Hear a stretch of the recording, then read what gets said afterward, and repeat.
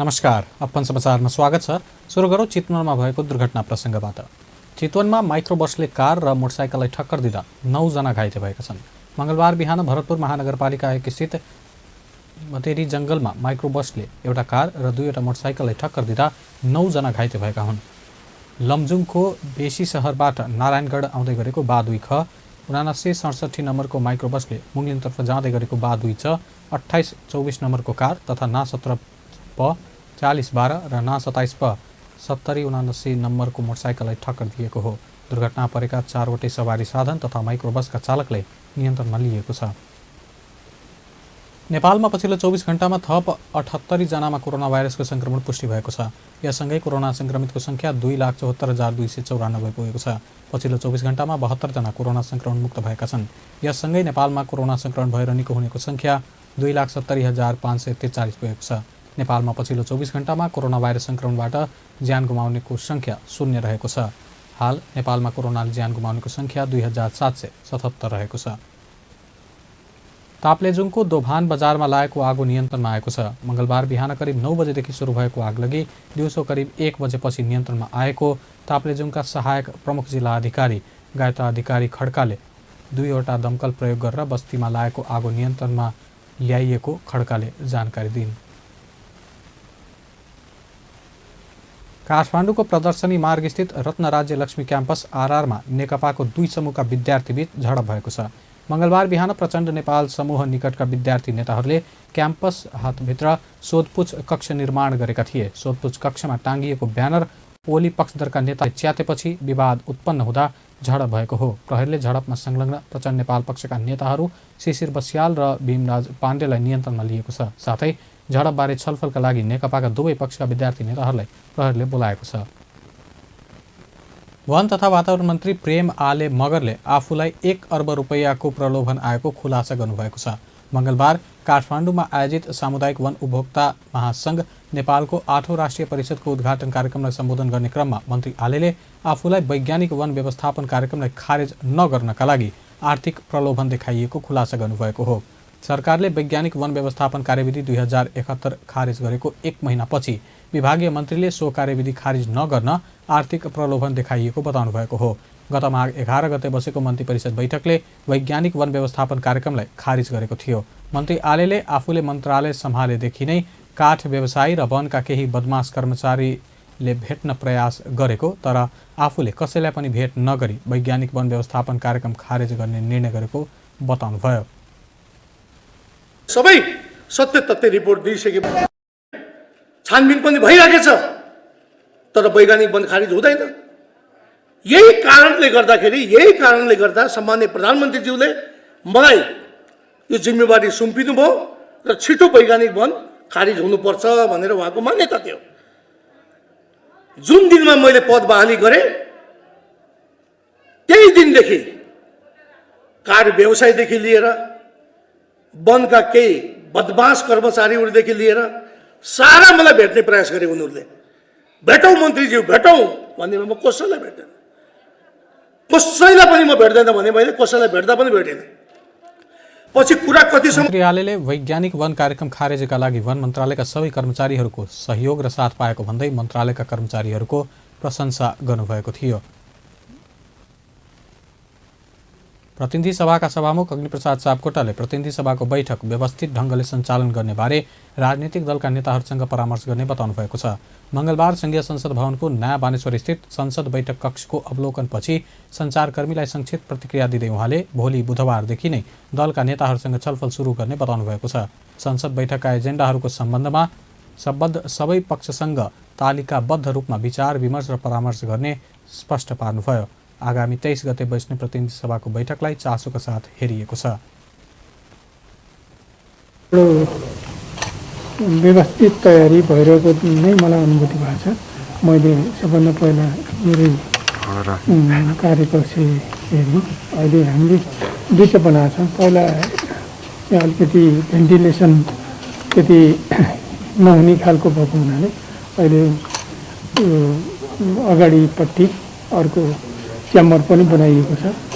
त्यो पनि अलि व्यवस्थितै भएको छ। यहाँ त अब हामी सबैले देखिहाल्यौँ, सबै व्यवस्थित छ। माथि ब्याज पनि हामीले रिहर्सल पनि गऱ्यौँ। अब यो व्यवस्थापनको हिसाबले यो त्यस्तो दुरुस्त नै देखियो। व्यवस्थित अलि परिमार्जित गर्दै चलाउँदै जानु त। संसदको 7औं अधिवेशन फागुन 23 गते अपराह्न 4 बजेका लागि आह्वान गरिएको छ। सरकारले नेत्र विक्रमचन्द विप्लव नेतृत्वको प्रतिबन्धित नेपाल कम्युनिस्ट पार्टीसँग वार्ता गर्न वार्ता टोली गठन गरेको छ। मंगलबार सरकारका प्रवक्ता तथा सञ्चार तथा सूचना प्रविधि मन्त्री पार्वत गुरुङले पत्रकार सम्मेलन गरी गृहमन्त्री रामबहादुर थापा बादलको नेतृत्वमा प्रतिबन्धित नेपाल कम्युनिस्ट पार्टीसँग वार्ता गर्न 2 सदस्यीय वार्ता टोली गठन गरिएको बताउनुभयो।